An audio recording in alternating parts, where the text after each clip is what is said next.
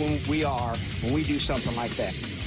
What's up, fight fans? This is the Combat Connection, and we are live on the Cageside Press social media platforms. I'm Brett Cagle, and that's Eddie Law, and we have a loaded show for you today.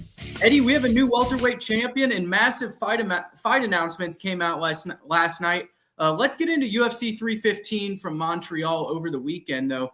Jack Della Maddalena defeated Belal Muhammad, taking the welterweight title by unanimous decision. How did you have this one scored? Oh, I had an ass whooping. Like a lot of people, some people were saying that I saw some people like had the guts to say that they thought Belal won. And I was like, on what planet? Damn, man, in his own head? You can't go in there, fight. Belal fought like he wanted to prove he had better hands than JDM.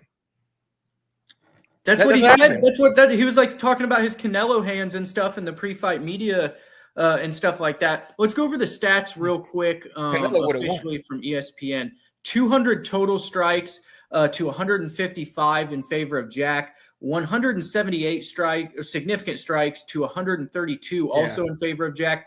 Belal was 3 of 9 on takedown attempts, good for 3 minutes and 12 seconds of control time total. Eddie, I just don't think Belal could get any offense going really on the feet. Jack was stinging him with the straight left hand. Even when Belal was putting pressure on him, Jack was doing the most damage. Do you think this is a good thing for the welterweight division? Since Belal necessarily wasn't the biggest household name, we see Makhachev moving up. That was kind of the real story that was looming over this fight for why everybody was watching it. What do you make of Makhachev moving up into this weight class? And do you think the new face at the top, Jack Della Maddalena, is better for the division overall? Dude, I love that JDM's champion. Now, could you make it? You can make an argument he didn't deserve a title shot because I don't think he did.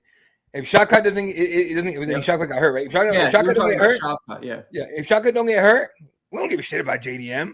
Mm-hmm. But hey, you take the chances that you're handed to you, right? The opportunities come, you take them. So he took it, ran with it. I thought he was gonna finish Belal. He had that one flurry near the end. I think near the end where he was going for it, trying to hurt him, and it didn't work out. But dude, either way, it's exciting to have not just a striker, but a game fighter, a guy that's like willing to just be like, look, man, you might knock my fucking nose even further out than it really is, but you're gonna have to eat some too. It's a lot, dude. I'm hyped for it. Now, as far as Islam moving up, honestly, the Belal fight, a lot of people are saying, even I said it on fight night, I said, look, man, this is not bad. This is kind of like a preview for JDM for when he fights Islam. It wasn't. Belal didn't shoot for takedowns. So Islam's gonna come up. I don't think he wrecks JDM.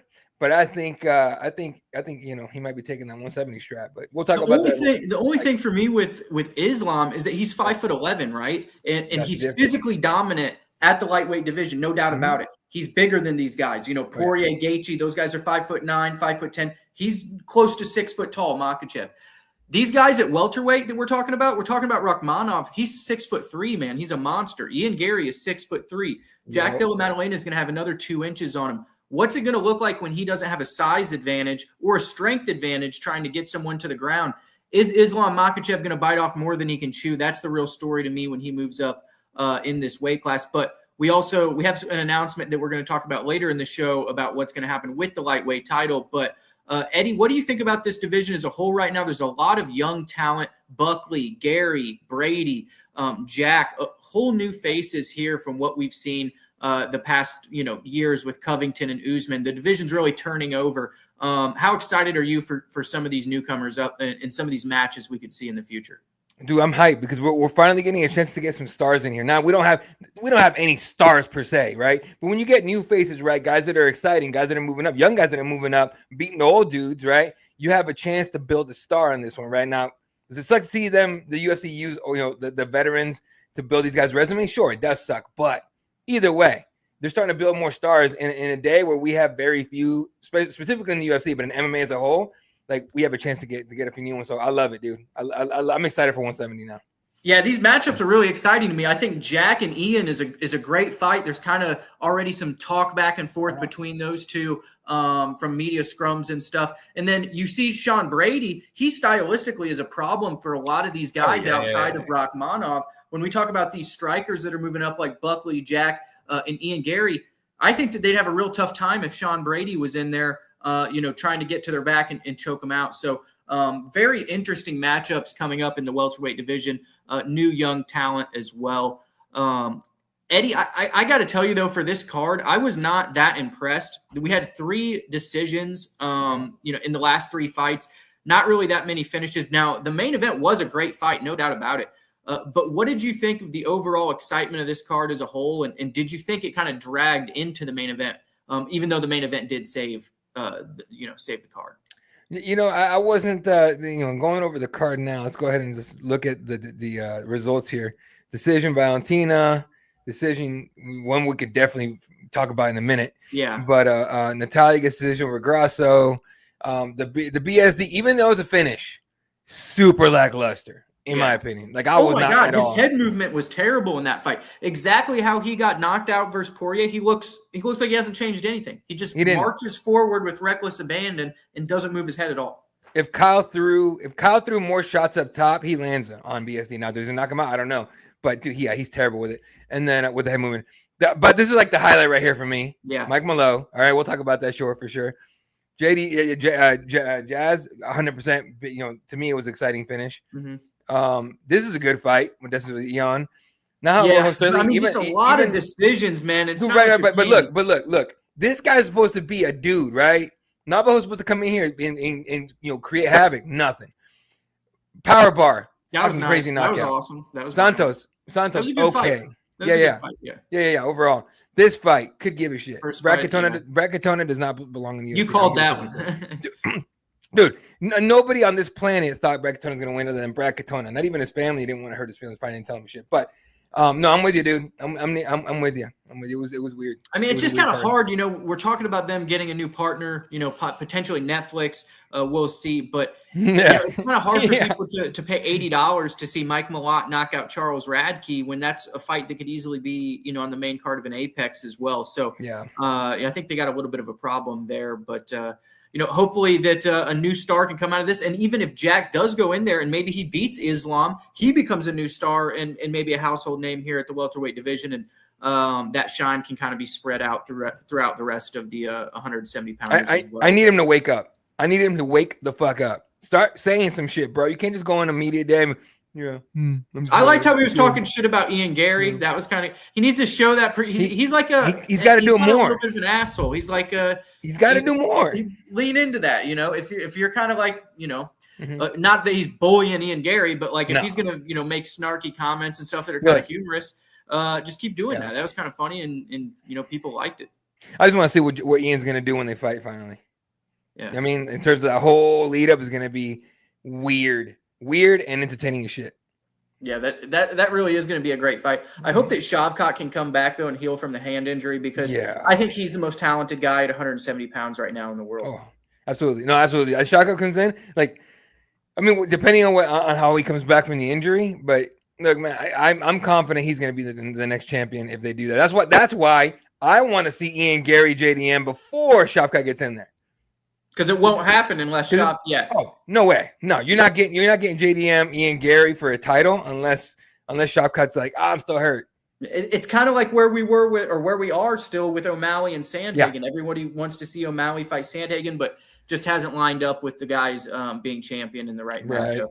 100%. But moving down the card here, we had Valentina Shevchenko add on to her impressive resume, defeating French standout Manon Fiorot in the co-main event.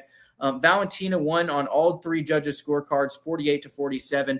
We'll go over the striking statistics here briefly. 173 to 150 in favor of Shevchenko, 72 to 71 in favor of Valentina in terms of significant strikes. 1 knockdown for Shevchenko, but Fiorot did have 7 minutes of control time, but it was mostly against the cage, and she was 1 of 12 on takedown attempts in that fight. So, Eddie, I really thought this one was obvious to me, damage over control. Manon had her nose broke early in the fight and was leaking blood, and then Valentina scored that knockdown, and I believe it was the 4th round.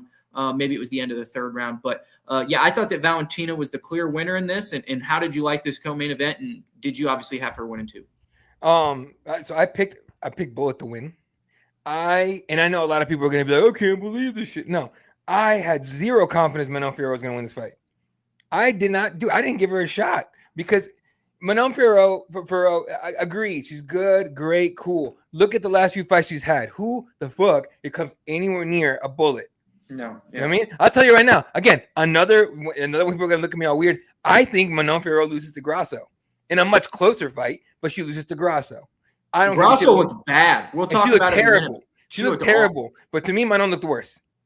I just think she looked worse. I think Bullet took it easy on her, honestly. I think Bullet could have killed her, but she didn't. You think after the nose break that Valentina basically just went into cruise control? Yeah. I mean, kind of the same thing BSD did. I mean, no, like Bullet's not the kind of fighter that's gonna be like, "Oh, I feel bad. I'm not gonna fuck you up," the way BSD did to Kyle. Yeah. But just like Perilous just said, it was that my boy. It says Manon moves like Frankenstein. Oh my God, she is terrible with the movement. Like her footwork's not good. Look, I'm telling you right now, big French girl that hits like a truck. Yeah, awesome. Not beating Bullet. Y'all were the odds makers, bro. Remember the odds makers were all making her the fucking favorite? I'm like, eat shit. You're out of your mind. Mm-hmm. Yeah, she was the favorite, and then also Jack was a huge underdog against Bilal too. Yeah, I didn't agree with that either. I thought Bilal had a really good shot at winning that thing, but I did not think he was going to be that much of an underdog. I thought it was almost 2-1. Yeah, look, man, I will never. If I was a matchmaker, I would never put an Aussie that far, that much of an underdog. These fucking Aussies, man, they're crazy. So we got some options here with Shevchenko, Eddie. Which one do you like best? We saw Natalia Silva. We'll talk about that here right after this one, kind of lead into it. But Natalia Silva looked great in the win over Alexa Grasso. Alexa Grasso just couldn't cut the cage off. Silva, off the back foot, out jabbed her, out volumed her.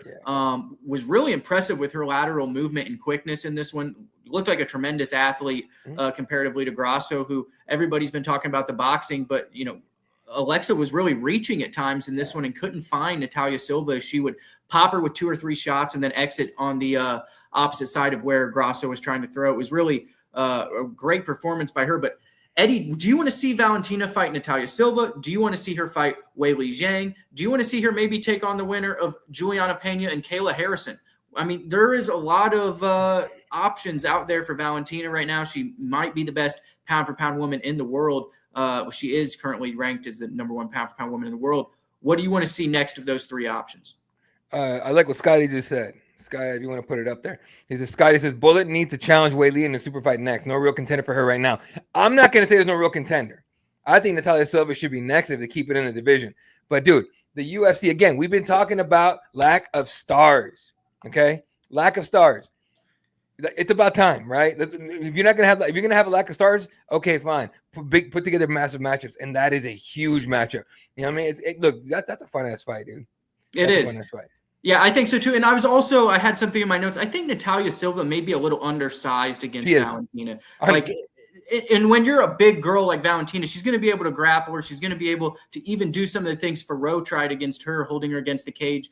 If, in fact, Natalia Silva is quicker than Bullet, and I don't know if she's quicker or better on the feet than Shevchenko is either, from what we saw, last weekend. Who would you favor in that fight, Eddie? Her and Natalia Silva? Bullet, dude. Like, because Bullet has the wrestling too. Natalia has really, really fun taekwondo, right? She has she reminds me a lot of her attacks remind me of Michelle Watterson, but better. And I mean, a lot better. Yeah, that's a great comparison. Michelle, like karate blitzes in and then out real quick. The little side kicks to that dirty ass fucking knee kick that everyone does these days, the John Jones oblique kick. That they use that as like all these guys, especially the girls that do taekwondo. Not just the guys that do karate, that did karate, came up in taekwondo, but the girls, right? They legitimately have this quickness about it that they could score it. So it looks really good, honestly. And so, but dude, Bullet's got everything. She's got Muay Thai, she's got wrestling, she's a full package. I haven't seen Silva really wrestle that much. Oh, what's up, Jesse? What's up, my boy? I agree with you. I think she's the most well-rounded women's fighter maybe of all time. She's certainly in the discussion for it. No, real quick. Let's say they do Weili and Bullet. I have Kayla Harrison beating Juliana. Okay, if you're a Bullet, do you go, fuck it, I'm not going to do another 125 fight. I'm going to move up and go to Kayla That's Harrison. What I'm saying, and that's a massive fight. Her and Kayla would be huge. It'd be the perfect name to build Kayla if Kayla did beat Juliana. back to back there. That might draw her. If Kayla goes and beats Juliana and Shevchenko back to back, that might even draw Kayla into an Amanda Nunes fight coming out of retirement. So I think that women's MMA is, maybe not in as bad of a spot as some people believe.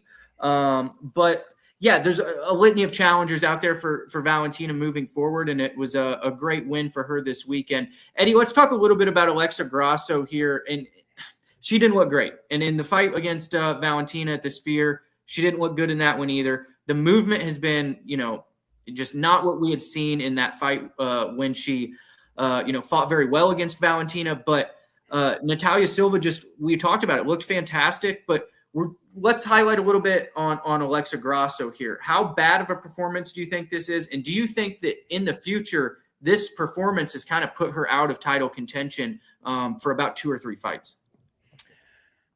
You tell me if you agree. Grasso fought like she don't want to fight. Yeah. I mean, she fought like someone who's already accomplished her goals, maybe. Who doesn't want to fight anymore. She doesn't seem – dude, come on, man. Like, she fought just like Perla says, man. Gotten worse in the last 3 fights, even the ones that she won. That draw that she had with Bullet that most people don't think was a draw. Yeah. I mean, that was – even then I was kind of like – she looks like someone that reached the mountaintop and was like, all right, I'm good, right? And you got the rematch and, kept it because of a draw. You can't lose your title on a draw. And then came back and lost handedly and then got handled again. Like, she fought, like you said, someone that reached a goal and she's like, I'm done. So I don't believe she wants to fight anymore. Look, she could change gyms. I don't know how much this is going to help if she doesn't want it. Yeah. No, I agree 100%. But Eddie, we got to talk about, there's a lot we got to cover today. Another, fantastic fight card coming up this weekend between Michael Morales and Gilbert Burns, but we got big breaking news as well. But before we get to that, we've got to talk about Jose Aldo. He got pushed into retirement, maybe from 2 robberies back to back. That Mario Batista fight, I believe you said that, you had Batista in that one. Yeah. And that one, in my opinion, might have been closer than this. There was a knockdown scored by Zahabi. I had Aldo winning those first 2 rounds, and potentially winning the third.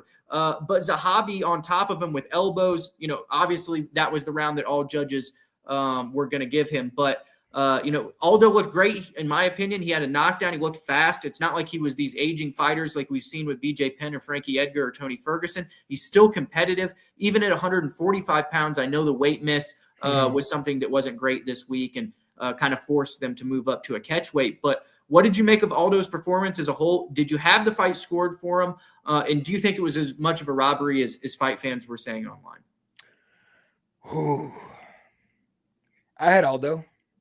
I just don't think I was gonna say Faraz Zahabi. I just don't think Ayman did enough to win that fight, dude. I just don't. And it is not me saying, it's not me saying like, oh, it's because it's Jose Aldo.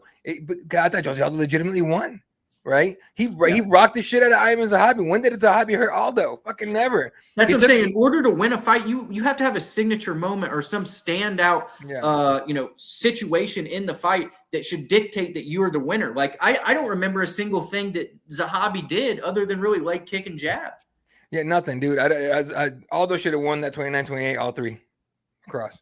No one will ever be able to convince me otherwise. And just like Perla said, he was beating the crap out of Ayman until that failed takedown, and then he couldn't get off his back.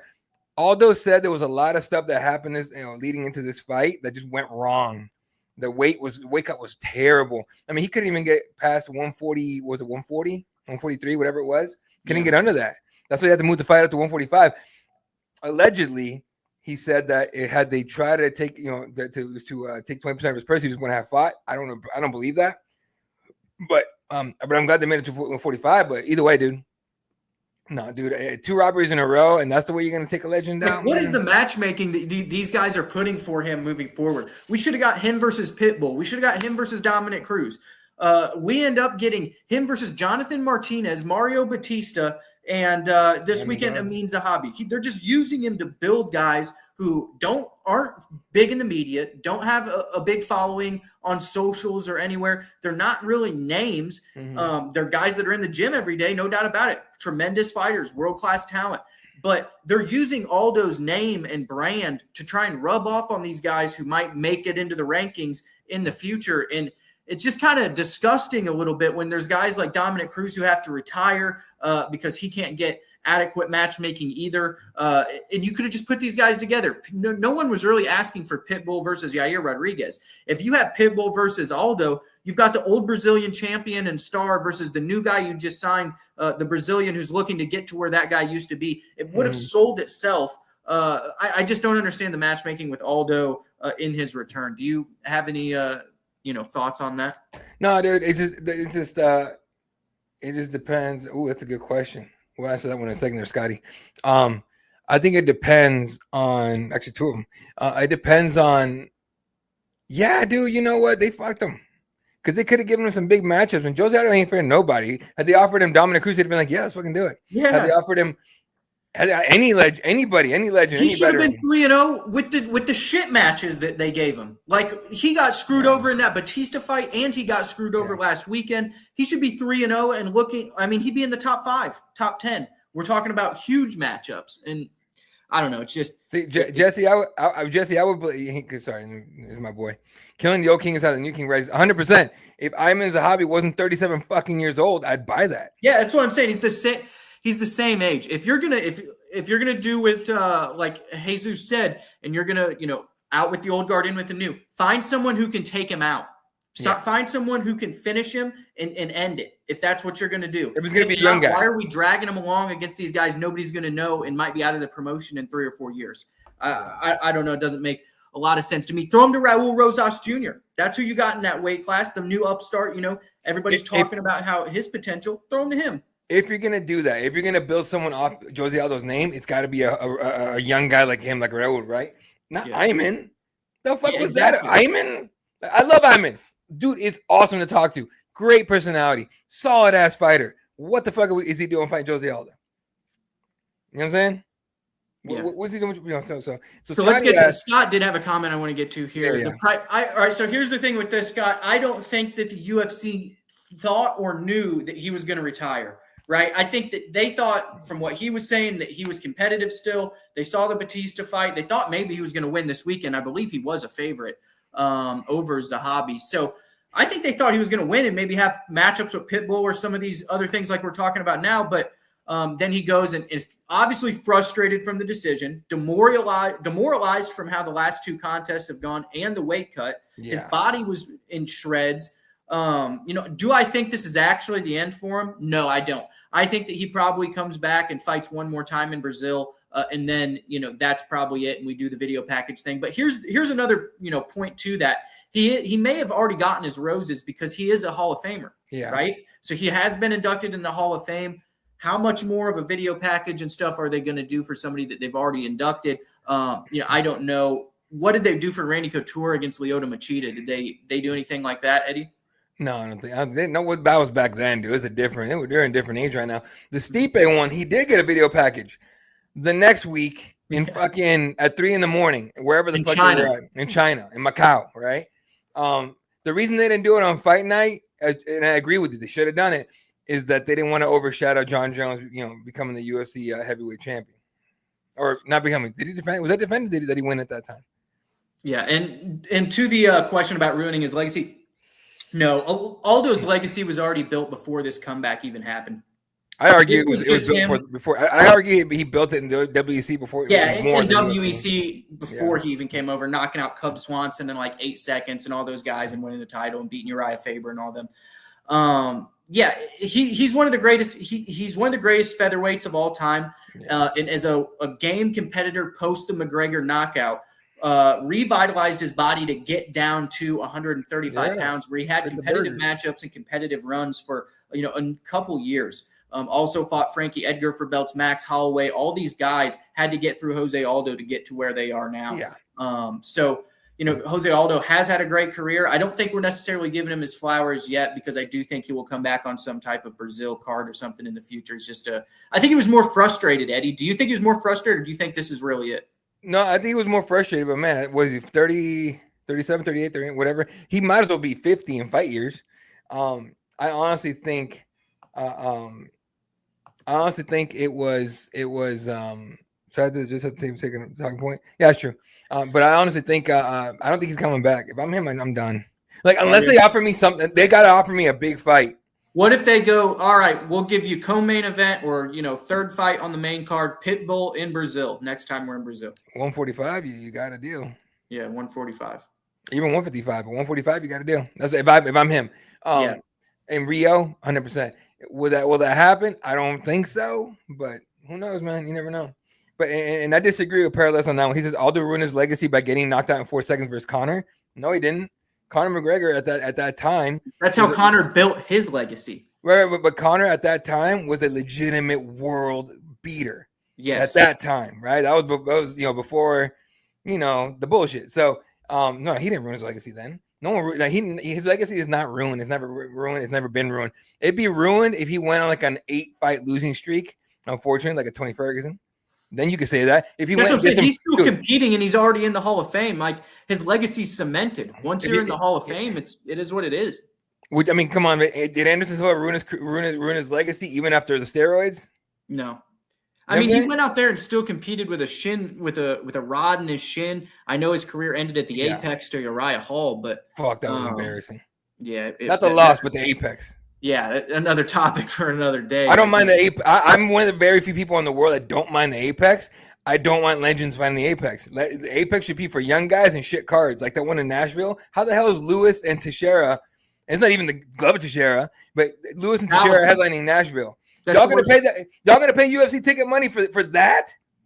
And bitch about the apex? They put Derek Lewis and Rodrigo Nascimento, who's now fighting in the PFL, as the main event in St. Louis last year. There you go, folks. Enjoy wasting your money on that. Yeah, it's watered down from when we started. When I started watching the sport, and you before even me, probably. Dude. Back in the day, you would get a card every couple months, maybe, right? Mm-hmm. Every couple months, and it was an amazing card every time. Now we're doing it every fucking week, and it's at the point where it's just like, who's fighting this weekend? What the fuck? Like, you stop caring after a while. You know what I mean? So, yeah, that's what it is. Kind of rinse and repeat. It's like a machine. Like they're in this cycle of weekly events, and it's kind of cookie cutter, rinse and repeat. Yeah, from now on. What it is, man. We got a lot of news, and the boss man Dana White came out with some breaking news about upcoming fights and world championship fights. We got the International Fight Week main event, Eddie. It's going to be Ilia Topuria versus Charles Oliveira. Also on that card, Kai Kara France will take on Alexandre Pantoja for the flyweight title. We will get 2 title fights that night. And I believe there's other fights on there that were announced as well. Yep, here we go. Paulo Costa, Roman Kopylov. I like that middleweight matchup. Beneil Dariush and Renato Moicano. That's a good lightweight matchup between Brazilian Jiu-Jitsu black belts. Denise and Tafa, Eddie. So people were complaining online here, and I think that this wouldn't look as bad as some people are saying if they just redid the bout order and put Cop under Moicano, and then had Hermanson and the Tracy Cortez fight, moved up, and then you just put Denise and Tafa to start the card. I think it'd look a lot better. But there is no top 5 contenders here fighting outside of the flyweight division, and that's a 1 versus a 6. So What do you think of the International Fight Week card? I love the main event given the circumstances. I do like the matchup between Pantoja, and I don't know who was calling for Paulo Costa versus Roman Kopylov, but it might be an entertaining fight as well. I'll tell you right now, the main event better not fall out. Who better not fall out? The main event better not fall out. That main event falls out, end it. That's a fight night right there, bro. Honestly, Alexander Pantoja, a dog. He can scrap, and Kai Kara France is gonna throw. He's gonna stay in there with him, and they're gonna go to war 100%. Is that an International Fight Week main event to you? You know what I'm saying? No. That's what I'm saying. The Topuria Oliveira is blockbuster. That's a great fight, and if Topuria can go in there and put another head on his mantle by knockout, and he knocks out 3 guys in a row, Holloway, 3 champions. Former champions? Holloway, Volkanovski, Oliveira. 3 former champions? You're talking about a dude who might be one of the greatest of all time. So it starts up here. Look, Ilia Topuria, Charles Oliveira, cool. Drops a little bit, like right here. Pantoja, Kai Kara France. Costa, Kopylov, and that's it. Like, come on, dude. I'm not excited. I'm done with Paulo Costa. I'm more excited for Royval and Kopp than I am Costa and Kopylov. Bro, if Paulo Costa even makes weight, which he's had issues, he's a big fucking dude, and he's not a fat, he's just a big guy, right? It's a hard weight cut for him to 205. If he even makes weight and get in that fight, dude, come on, man. Benil Dariush, Renato Moicano, look, everyone, Money Moicano, yeah, it's a nice little gimmick. The guy's not man, he's all right, but he's not good. He's not great. He's good, he's not great. Denise Tafa, come on, bro. Justin Tafa, no offense, love Justin Tafa, still in the UFC, or is it? Yeah, Justin's the bigger one, right? Yeah. Royval Kopp needs to be higher. Put that one higher on the card. Jonathan Denise and Justin Tafa should be the first fight on a prelim. 100%, the first fight of the night. All right, Cortez Araujo, that's solid matchmaking right there. Hermanson Rodriguez is going to be good. Yeah, unless let me put a little caveat to that. If Hermanson doesn't run on his like a fucking, if he's not on his bike doing circles around the cage the whole time, that'll be fun. But here's the thing, though, in that one, I think it's grappler versus grappler, but Rodriguez is world champion, right? So I don't think Jack's really going to want to go to the ground with him. Is it going to be the power of Rodriguez in his hands, or is it going to be, like you're saying, the quick volume movement of Jack? I think that's going to be a really good fight. The only thing to me is Jack's been out for 2 years since the Joe Pyfer contest. Yeah, who did your Jack fight that he made that fight so fucking boring? Chris Curtis. Oh my God, that fight was so fucking awful. Chris was like talking to him and stuff. Well, not only that, like, look, I don't mind that he goes in there and beats Chris Curtis. That's fine. Go ahead, right? But bro, you made that so fucking boring. Like, it was so boring, and a guy he could have beat without running. Mm-hmm. Jack could have beat Curtis without running. Just fucking fight. He didn't want to fight. So, yeah, I could give a shit about Hermanson. A solid, obviously we're missing a bunch of fights. This is not the entire list. I want them to add one more big fight. And what happened to Joe Pyfer and Kelvin Gastelum? Throw that in there. Because remember, it got scrapped for the Mexico card. Pyfer, hey, dude, no. It. Just throw it. It's got to happen. No.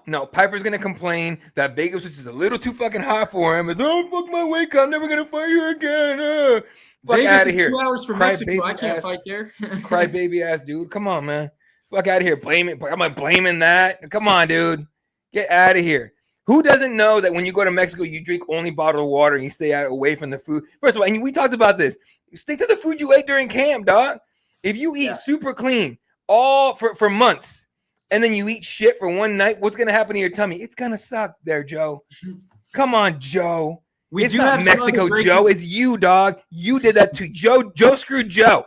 Like, what was it? That thing from WWE, Brett screwed Brett? Yeah. Joe screwed Joe. So I don't give a shit about seeing Pyfer Gastelum. Put that in the Apex, end of the year, just at the farthest part of the card. I could give a fuck. Yeah. I mean, I do want to see the fight, though. I think that, Oh, no, it'd be, hey, truth be told, it would be an awesome fight. I'm just bullshitting. I'm bullshitting. I was excited. I'm bullshitting. It'd be a fun fight. It would be a fun fight. But, yeah, Joe Pyfer and Kelvin Gastelum are all action. It's just what happened with throw them in there. You can't pull out of a fight in the last week. I understand with what you're saying, but we've got some other breaking news as well. Eddie, Chicago is going to have their first card in 6 years, and wow, do they have a good main event coming their way. Dricus du Plessis takes on Khamzat Chimaev. Chimaev gets his first crack at championship gold when he takes on the South African champion du Plessis, who has wins over Strickland and Adesanya in his title run. So, Eddie, what do you think about this preliminary matchup here that they just announced? And I've got Chimaev in this one. I don't know. I have to look at the tape and see what these guys look like on weigh-in. It's always interesting what Khamzat comes in, looking like, and if he's going to make weight. But Chicago gets a great fight in the first card in 6 years, and Khamzat Chimaev gets his first title opportunity. What do you think? First of all, Dana, what the hell's going on with Phoenix, bro? Come on, man, give me a home game. No, look, man, this is it's exciting. Totally agree, exciting, but it's interesting because it's DDP's style that no one can seem to figure out, and he just seems to keep on winning against Khamzat, who just comes in like a buzzsaw. Like, which one's gonna win? What's that first round gonna look like? Is Khamzat gonna be all gas, knowing that he's in a 5-round fight with a guy who's got good cardio and is tough? Unstoppable force against an immovable object. This is what this fight's gonna be about to me, and I'm not convinced Chimaev's gonna win it. I'm not. I'm obviously we're gonna do analysis, work on this, figure it out, and I'll have my pick coming up in that card. But it's interesting because it's DDP's style. We know what Chimaev does. We don't know what the hell DDP does. He just somehow wins this shit. It's fucking insane, right? But yeah, I'm gonna have to go back and look at his loss to Roberto Soljic, and I think that was in KSW. Kind of see what went wrong there, and if Chimaev can maybe replicate that at all. I know Soljic's a big puncher. Chimaev had that one knockout versus Mearshart, but since then he really hasn't done much on the feet since that knockout versus Mearshart. Versus Usman was cracking him late in that fight. What do you think about the gas tank of Chimaev here in a 5-round fight? Ooh, that's a good question. Well, Kamaru Usman off the couch made him look a little silly, honestly. And in that Burns fight, he was kind of like, that was a great fight, no doubt about it, fight of the year contender, but he was kind of fading there as that fight went on too. Yeah, no, you're right. You're right. Now that I remember, you're absolutely right. Yeah, it's gonna be interesting to see because DDP looks tired from the second the fight starts, but it's the same pace the entire fight. Yeah, that's what I'm saying. The same pace. Yeah, he's that old guy down the street who always drives 5 under the speed limit, but he never changes. He's always 40, never runs out of gas. But no, it'll be interesting. My biggest thing with this is if Chimaev wins, what can we expect from his title reign? He's inactive. He gets sick and he's gone for years. He gets hurt. Who knows? He'll make weight. I have zero doubts he'll make weight. You know what I mean? Right now he has the next 3 years and change to be able to get into the country before the next administration says, yeah, fuck out of here with that. But you know what I mean? Like he's got a little, Dana's got a little helping hand in the White House to get this guy into the country. But let's say he becomes champion. Can he fight in the States more, or are we just gonna have a middleweight champion that only fights in Riyadh? You know what I'm saying? I think you go all systems. If he wins here, I think you go back to the original gimmick. You get him as active as possible. Remember, his original gimmick was this guy fought 4 times in a month. He fought twice in like 2 weeks, back-to-back weeks. This guy's insane. 11 days, 11-day turnaround. Yeah. I'd like to see that again. We get this guy on because they do 2 Middle East cards a year at least. Yeah. Get him on both the Middle East cards, and then have him see if you can get him into the United States once a year. If you can get him active with 3 title defenses a year in the middleweight division, I think that he's somebody that is going to be a big star for them and potentially the biggest star to build on of this young up and coming crop of fighters. Yeah, I mean, look, and some people are like, oh, he can't be a star. He doesn't speak English. He speaks English just fine. It's just he does this like, yeah, I come in and I kill these guys. He doesn't get loud until he wins, and he's like, I kill everybody. WWE, man. He's a character. The monsters don't talk though. You know what I'm saying? Like you don't have the Undertaker or Brock Lesnar or any of the dudes that are like, those dudes don't talk. And in our sport, Chimaev's the most violent. He's the scary dude. He's the one that you are worried about and looking for. Dude, if you're a champion and he's on the come up. He sent Bobby Knuckles to the dentist, my guy. That's what I'm saying, man. He squeezed him, and he's literally outlanded dudes 300 strikes to 1. Yeah. Look, it's unbelievable what he's been able to do. I'm excited for a potential Chimaev championship reign. I'm just wondering what it's going to look like. But either way, this Chicago card is going to be big. Y'all haven't got one in 6 years. We finally get to meet face to face because I'm going to be in Yotown covering that one, but we're absolutely going to hang out for that. And then, dude, it's going to be dope. Honestly, I'm looking forward to it. I haven't been in Chicago in a few months. So there you go. What do you think of the rest of the cards going to look like? I don't know. You need a strong co-main and a strong third fight for sure. Just in case Chimaev drops out. Apparently, Nasruddin Imavov is going to be the backup fighter. And DDP, again, you got to give this guy credit. He's quick with it. Posted on his story and was, I guess I'm fighting Imavov. Like, he's not convinced Chimaev's going to show up. And I'm like, oh, you asshole genius. I want to dislike you, but you're so fucking funny. I just see somehow the Chicago Commission screwing something up as well because they haven't had a big card in 6 years. And when when the Bellator was there for their final card on Showtime, the Jason Jackson Amazov fight, they didn't have an ambulance there until 45 minutes after the original Showtime. So they had to cut all the in-between fight promos and shotgun start everybody back to back to back. It's kind of wild, but I remember that whole shit happening. Look, man, you can't get much sillier than New York State Athletic Commission screwing things up, but also telling Miesha Tate she couldn't fight because she had implants. I don't know if you remember that bullshit. But they were like, yeah, they pulled the fight the night of the week of whatever it was. Oh, you can't fight. You have implants. What? Well, Eddie, let's do our weekly segment of shit talk on Don. Do it. I don't even care what I was going to say. Go ahead. What were we saying? No, fuck it. Let's do it. No, let's do it. I want to get it to Don. Go ahead. So here we go. PFL announces the release of Patchy Mix officially, I believe, from their Instagram page of all places. But Mix was the Bellator champion there at 135 pounds. He's one of the best fighters in the world at bantamweight. Very long jiu-jitsu, black belt, choked out Sergio Pettis, knocked out Rufian Stotts, choked out Magomed Magomedov as well. Eddie, is this a one-way track right to the UFC? And I'm just so frustrated. What was the point of the acquisition of Bellator? Luke Thomas dropped a great piece this week on his YouTube page. If you guys haven't seen it, go give it a look. But he was talking about why did this acquisition even happen? It just took away more places and avenues for fighters to get paid.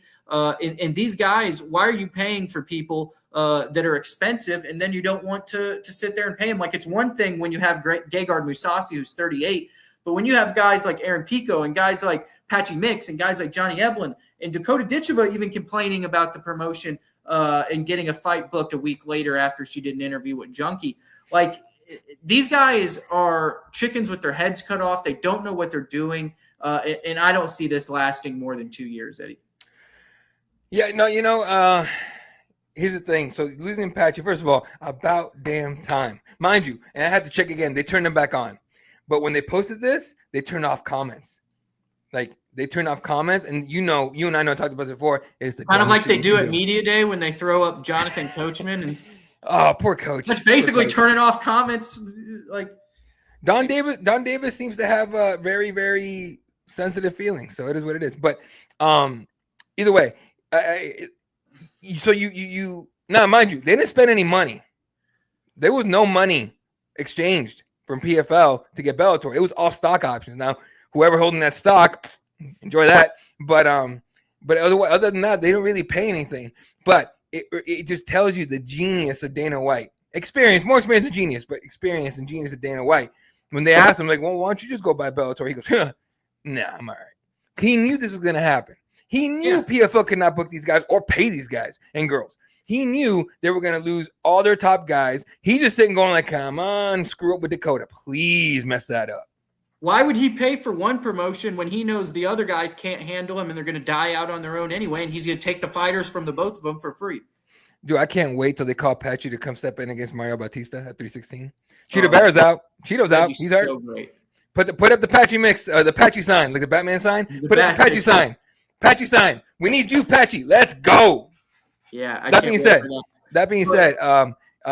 please go to Don Davis's LinkedIn page. This wasn't the only blunder of the weekend, though, Eddie. These guys come out and say, "Oh, we now have viewing from PFL Europe."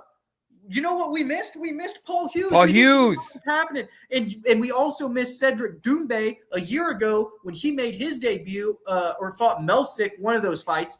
We couldn't watch it because the same reason. Eddie, they cannot sit there and put stuff out and then act like they should be praised for the bare minimum. You know, it's silly shit, dude. That whole thing, the way it's all run, it's silly. It's irresponsible because they just wasted a year and a half. I'm not trying to shit on them to make them look bad. I'm just you got to have avenues for fighters to get paid outside the UFC, or they're going to sit there and throw 30 and 30 to people who are on main cards. So, forever. Yeah. No, sorry. I just saw a parallel. He says, "Remember the Misha Towergate? Because DC did it. Misha did it too. Oh, except I believe there was 2 times with towels. This is great. I think one time she used a towel."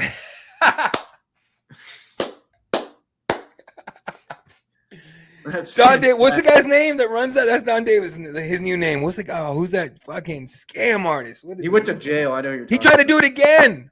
Remember, like recently, he tried to do it again, and they canceled it again. Or they canceled it before they actually had people go over there. But I'm just like, when that happened, dude, I was like, I hope you guys pulled out mortgages to go to that bullshit. Oh my god, you guys are idiots. Anyway, yeah. Lost my train of thought. But regardless, dude, PFL needs help.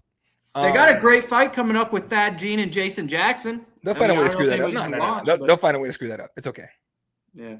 I think. I don't know. Either way, I would love to say they're going to get help, but they're not going to. They're not going to because Don is convinced he's doing it right. So There you go. Yeah, it's unfortunate, but hopefully they do have a good world tournament, and there's some quality fights in the PFL this year. We've got to have Paul Hughes and Nurmagomedov next. Great win by Paul Hughes, even though it was over a guy in Bruno Miranda who originally I do not believe even fought at 155 pounds, and it was a good win, but it was one to get him back into the win column after the loss. And the towel gate was that Misha was weighing in. They had to use a towel to weigh in, and they dropped the towel a little too low, and she may have flashed the world. At least the media room. I wasn't there for that one, but at least in the media room she flashed. So, and there was one other time that happened. I want to say it was with Justin Gaethje was holding the towel for Max Holloway or somebody. Yeah, and he pulled it back. And everyone got a whole view of nuts. It was hilarious. Anyway, but yeah. That's what they have that's what they have that shit now. The what do they call it? The whatever, you know what I'm talking about. Thing. They got the big block of whatever that is. Like but moving along here, we did we do have a card this sorry, I forgot about that. Was that a cop? Really? I don't remember that. Ha! Hang on, I gotta look that up real fast. Misha Tate Tao. That is interesting. Was it? No, it wasn't. No. It was it was her ex-boyfriend holding it, right? And then like these two girls. I don't think it was a cop. Maybe you might be talking about a different one, dude. Anyway, whatever. We'll move on. I'll find it so we do have a fight night this week. Coming off the pay-per-view, the UFC likes to keep things rolling. Undefeated standout, I believe from Ecuador, Michael Morales is taking on Gilbert Burns, former contender for the title at 170 pounds. Burns is, in the later stages of his career, Michael Morales is a great athlete, very explosive, has a big right hand, and is a massive favorite in this fight, Eddie, minus 850. But he's never fought anyone near the level of competition of Gilbert Burns. Should he be an 8-1 favorite? I don't know if anyone should be an 8-1 favorite over Gilbert Burns, especially since we haven't seen Michael Morales' ground game. Yeah, no, it's going to be an interesting fight, and I'll be there on fight night covering post fight stuff. But the main, dude, it's a good main event. It's a big fight for Michael for sure. Yeah, right, veteran. How many times would Gilbert Burns fight for a title? He fought for it against Usman, and I believe that is it. Okay, so once. All right, well, former title challenger, a guy still doing it, and Michael's a massive favorite in this one. Yeah, there it is, minus 850. So he's a massive favorite. Everyone's expecting him to come in and kill. It's all set up for Gilbert Burns to play spoiler in this one. Honestly, do I think Michael Morales is going to beat him? No, I think Gilbert Burns has that veteran savvy and experience to make this a drawn out just war. And I think Burns will go off. He is coming off that finished loss to Jack, though. Do you think that's going to take a toll on him mentally and physically? I don't think that he really looks like he did even 2 years ago. When he was able to get wins over Dariush guys like that, do you think he has enough left in the tank to pull off a submission win over Morales? This is going to be a 5-round fight. I don't know how he's going to grind out a win for 25 minutes. I don't see him necessarily doing that, but I think that Michael Morales probably gets this one done by 4th round TKO, 3rd or 4th round TKO. I mean, I wouldn't be surprised, right? Would not be surprised. Off 3 in a row. JDM finished him in the 3rd round. That was a knee that landed on them and put him down. So I don't know how Michael Morales has striking like that, but oh man, that's a tough one. He should not be 8-1 though. He should not be 8-1. Honestly, maybe throw $5 on this fight for Gil. Shit, but you win 38 or some shit. I'm telling you. So dude, that'd be interesting. I don't know how to answer that one, honestly. Do I think Gilbert can win it? Yeah, absolutely. But I don't think it'll be more decision than it'll be submission. But I also think if Michael Morales wins this fight, we're gonna get another retirement. Yeah, I do too. This is probably the end of the road for Gilbert Burns if he does lose this weekend. But it's going to be an interesting one. A very young contender on the way up in Michael Morales versus a guy who's been there and done that. Seen it all in Gilbert Burns. He's faced Khamzat Chimaev, guys at the peaks of their career in the past.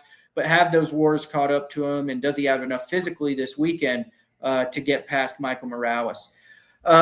We also, in the co-main event, have a heavyweight bout between heavy-handed Rodolfo Bellato and Paul Craig. Paul Craig moving back up to the 205-pound weight division after really an unsuccessful run at middleweight. I think that I got Beleto in this one. He's good enough on the ground to protect himself against Paul Craig, and he's too strong on the feet. I think he knocks out Paul Craig in the first or second round. I think it's a solid assumption there, solid pick on that one. The fight against Bo Nickel didn't look good. Kyle Bahayo knocked him out. Brendan Allen choked him out, which is fucking wild. And Andre Muniz, was that 205? Was Andre Muniz 205? Munoz is 185. Again, knocked him the fuck out. Like, it's just not a good run 85 for him. So going up to 205 helps him out and everything. But I'm with you. I think Bellotto should be able to stifle the ground game and get this one by, if not by decision, at least TKO. Now, the one underneath this, Eddie, is actually the one I'm most interested about on this entire fight card. Marion Santos has come off the Contender Series with that faceplant first round, or with that faceplant knockout, and he's looked like a killer. When you look at the record, he trains at a good gym, Extreme Couture. He's got the impressive record behind him. Sadiq Youssef has had problems against dynamic strikers in the past. Got knocked out by Diego Lopez. I believe he was, stumbled in that fight with Edson Barboza as well. Who do you got in this one? I'm a little surprised Youssef is a underdog in this matchup, considering the competitions he's faced in the past. But Marion Santos might be the real deal.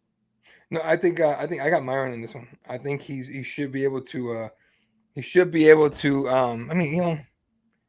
a good question. They're both coming up from 145, right? Yeah, they are. I just realized they're both 145 is coming up to 155. Huh. That's difficult because I think Santos should go back to 45, but I'm working. Did they have some type of thing like a week before this where somebody knew they weren't going to make weight or something? No, this has been lightweight the whole time. Okay. But I was working media day before we started our show, and Myron Santos said he used to cut 40 pounds to get to 45. So going to 55 makes sense. But we'll see. I would not count this performance on that one. I think he needs to fight, or Sadiq needs to fight a legitimate 155er before I can tell you, they belong at 55 or something, right? Mm-hmm. But either way, I got Santos in this one. Yeah, I'm going to take Santos by decision. I don't think Youssef has that killer instinct that Santos does. I think Santos probably hurts him at some point, but maybe Youssef is competitive and experienced enough to survive the 15 minutes. Next on this card, someone who I do not think is going to survive this 15 minutes is going to be Dustin Stolfus as he takes on Nursultan Ruzaboyev. Ruzaboyev has 20 wins by knockout and 18 by submission. This guy's a finish machine, Eddie. Last time out, he got the finish over competition that wasn't necessarily on par with him. Moving back up to middleweight, here's the thing, guys. When he looked bad against Buckley, that was a welterweight contest. That was his first fight at welterweight on this run in the UFC. I believe he rattled off 4 wins in a row at middleweight, moved down to welterweight, lost to Buckley, and has since won fights since moving back up to middleweight. Minus 310, and you look at the odds of where Michael Morales is, those odds should be flipped for where Ruzaboyev is against Dustin Stolfus. When you watch Stolfus against Abus Magomedov at middleweight, he was knocked out in 19 seconds. I think Nursultan Ruzaboyev is someone who could very well compete with Abus Magomedov and those guys in that upper echelon of this middleweight division. I think that he is just 6'5", and the weight cut down to 170 pounds is the reason why he looked so bad against Buckley.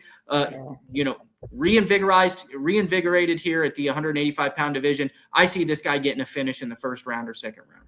You guys are Ruzaboyev? Yep. I got Ruzaboyev. Yeah. Dustin's going to get knocked the fuck out. Yeah. Look how many finishes this guy has. It's unbelievable. Dude, how old is he? He's 31 and has 50 fights? Yeah. And he's got 38 finishes. Holy shit, what the fuck? Open fighting, Brave, a bunch of Brave fights or a handful of Brave fights. A bunch of smaller show fights, of course, and Kazakhstan regional, Tajikistan, all that kind of shit, but still, that's a lot of experience. Yeah, dude, I don't even know. We don't have to discuss it, dude. Ruzaboyev by whatever he wants, dude. Dustin. I can't believe the odds are as close as they are when you look at the odds are all screwed up on should this be 1,000 for Nursultan. I know. I might go put money on him and maybe throw some sprinkle on Burns, but no, Julian Erosa is going to be taking on Ezekiel Costa in this one. We've really liked Costa in his last 2 times out. He came to the UFC a little young, had a rough patch when he first started. 27 years old now and really looked great his last 2 fights. On the ground, he's very slick, Eddie. So is Julian Erosa, though. I think we're going to have grappler versus grappler here. And if the fight stays standing because the ground games are nullified, I'll take Costa, the younger athlete, more explosive in my opinion, over Julian Erosa. The odds in this one are very close, but I'll take the younger athlete who I actually think is better on the ground than Erosa. I know Erosa has the submissions when you go look at his record, but who are those submissions over? And is it the quality of jiu-jitsu that Costa has in his arsenal? I'll take Costa in this one. I think he's younger. I think there's not going to be a problem on the ground, and he'll find a way to get a decision victory. Okay. Let's look at Julian, because Julian actually has some solid submission finishes lately. Yeah, right? Man. Like he gets guys when you count him out and say, "Oh, there's no chance Erosa's winning this week." That's when he wins. He guillotined Ricardo Ramos and he guillotined Christian Rodriguez and then he TKO'd Darren Elkins 5 minutes ago in April. Yeah. So he's on a run. Ezekiel is coming off a 3 in a row Christian Rodriguez decision, guillotine Andre Fili and rear naked. Dude, this might be a jiu-jitsu fight. I know that's what I'm saying, but is it going to be nullified because these guys are both good on the ground? I think Costa's actually better than him. Erosa's just has more submission wins.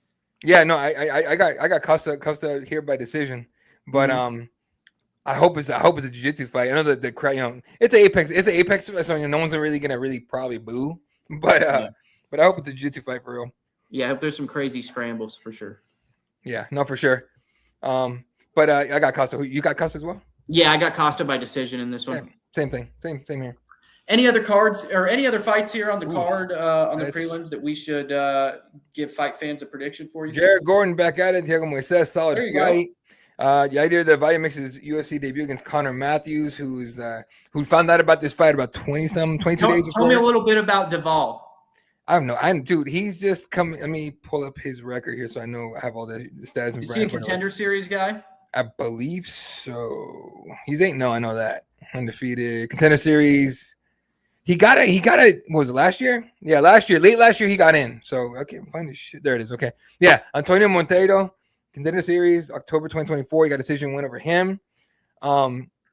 He's well-rounded, but he goes with a lot of jiu-jitsu stuff. He gets a lot of submission finishes. So, either way, Connor Matthews is a game fighter for even taking the fight, honestly. I don't know what the odds are going to end up being on this one, but, it is what it is. Yeah. And then Luana Santos, her boyfriend, Alan Bigoso, just won his fight in LFA 208 last weekend. So she's coming in on a high for sure.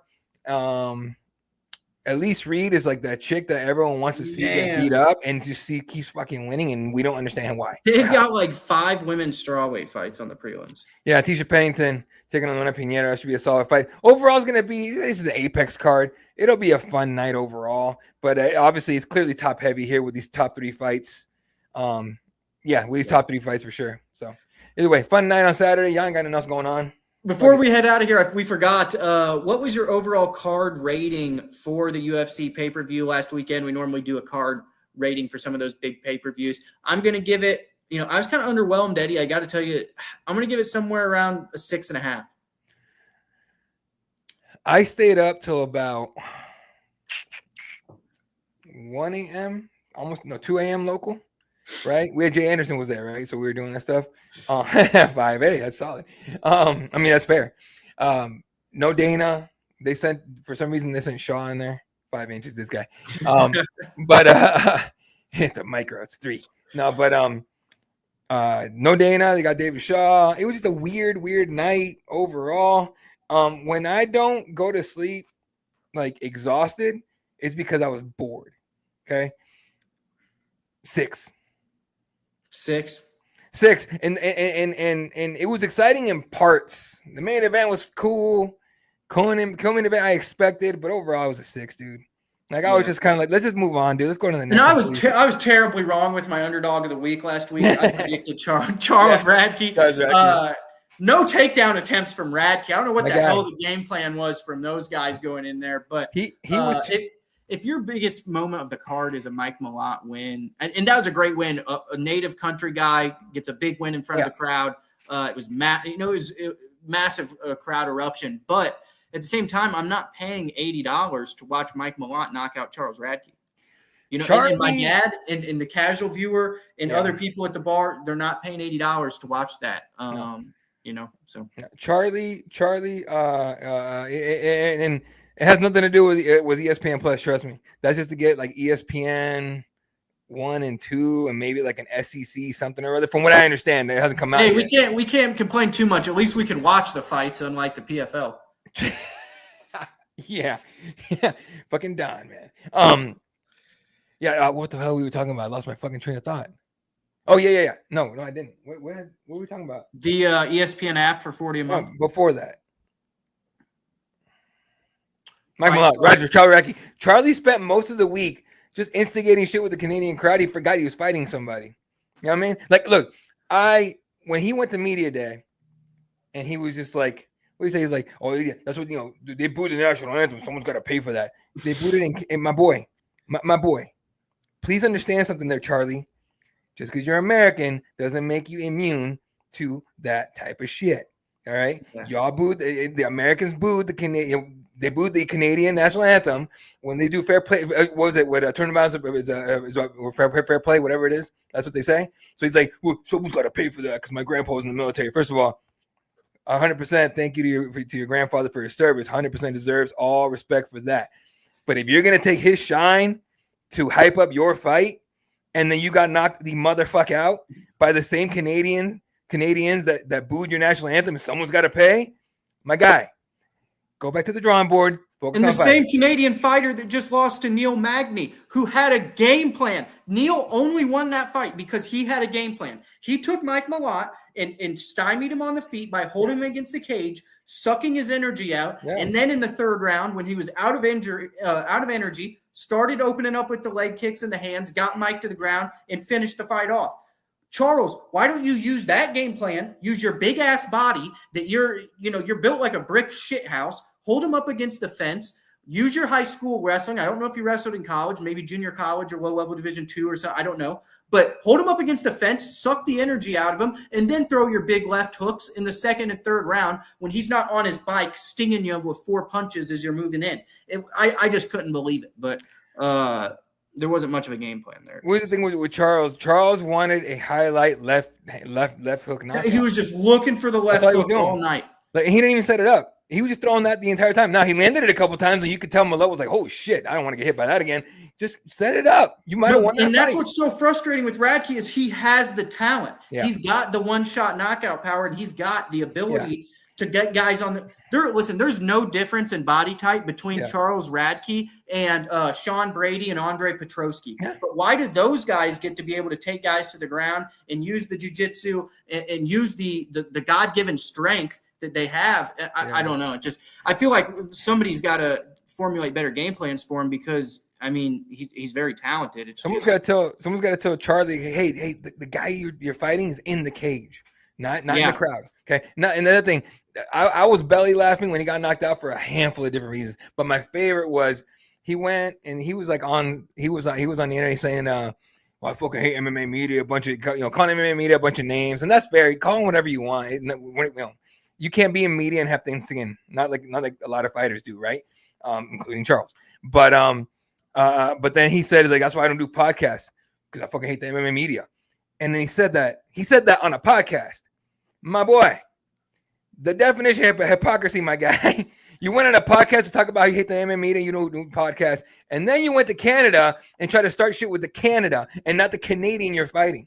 My boy, come on, man. You're super, super talented. You have a very much a Jeremy Stevens type lore to you if you wanted it, but you don't have it. Because you're too busy talking. Just fight, dude. You're not a talker. Let's just accept the fact that you're not a talker. Just fight, please. Yeah, I don't necessarily think he's, the smartest guy in the world, but he is a very talented fighter, and I don't know. A good ass team. He trains with Bilal Muhammad. That's a good fucking team they have down there. Him, Ignacio, all these guys. Come on. Yeah, certainly. But we will catch you guys next Wednesday at 7:00. We'll talk about anything that comes up. We'll recap the UFC Fight Night card from this weekend, and any breaking news we'll bring you guys next week and let you guys know what's going on. And then we'll look ahead to PFL cards and UFC cards coming up in the near future. Thanks for joining us, guys, and we'll see you next time.